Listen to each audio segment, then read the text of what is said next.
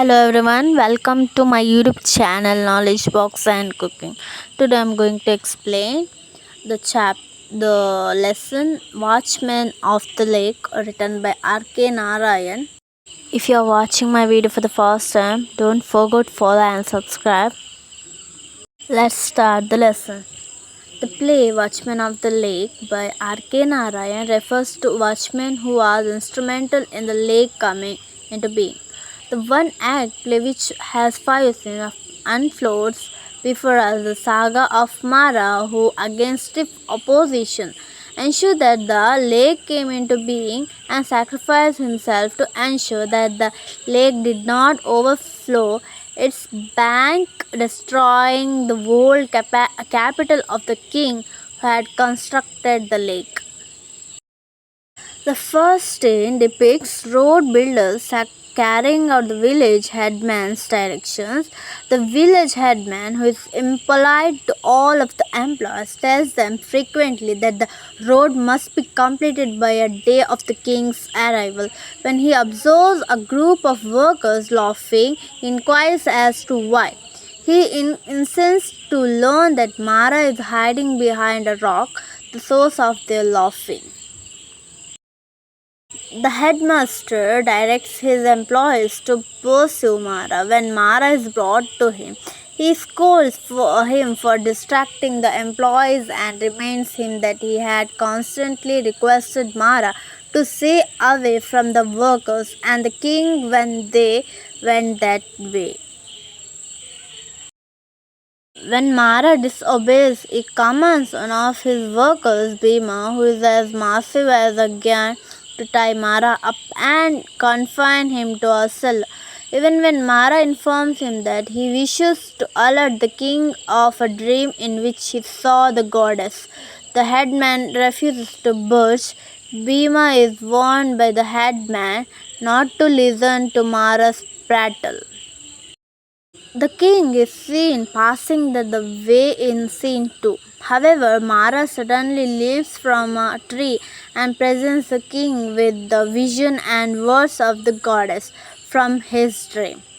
According to Mara, the plate on which the king stood was a hollowed location since Hanuman had come there in quest of the Sanjeevani in order to rescue Lakshmana, who had been mortally wounded during the conflict. Veda was a stream from which the Sanjeevani grew, and she was a goddess plaything. The goddess sheltered her during the summer and directed her to flow through the king's territory during the rest of the year. Thus, if a bank were constructed for her, even throughout the summer, the king's subjects would be able to use the water. The king is taken aback by Mara's vision of the goddess and invites her to join him in the kingdom.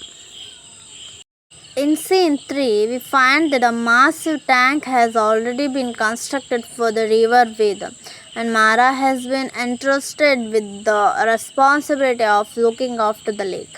He is vigilant for those who come to fish, but is willing to open the water to all subjects in accordance with the king's legislation. He makes certain that nobody is injured at the lake, not even the tiger that comes to quench its thirst. Mara enlists the assistance of this son Ganga in order to keep the lake in good condition. At the conclusion of the sequence, we observe Mara concerned about the lake's growing water levels. Mara arrives at the palace in scene 4, requesting permission to talk with the king late at night. Mara informs the king that the goddess appeared in his dream and warned him about Veda overflowing the lake's banks. She had refused to back down even after Mara reminded her that the bank had been constructed at her condition. Mara continues, it appeared as though the goddess was in a destructive mood. Mara informs the king that if the water level rises too high, the entire kingdom would perish. While the king prepares to inform his subject of the impending downpour and impending doom, Mara informed him that there is one chance to save the country. He claims that the goddess pledged not to overflow until Mara returned, and that the king could assure Mara's absence by murdering him. As this, we witness Mara making a self sacrifice for the king's and his subjects' welfare. In scene 5, Ganga is revealed to be the lake's watchman, and he recounts to his son how he assumed his father's duties. We learn from his story that the king personally visited Ganga to inform him that his father was no longer alive. Additionally, the king requested that Ganga immediately begin carrying out his father's duties. Additionally, the king constructed a shrine featuring two figures of Mara, one of the guardian goddess on the top pedestal and another of Mara directly beneath it. Worship was to be held every Tuesday and Friday per the king's decree. Ganga notes that the hundreds of people have subsequently flocked to worship from far and wide. We see that Mara, whom the local headman referred to as a crazy, was revered by thousands of villagers.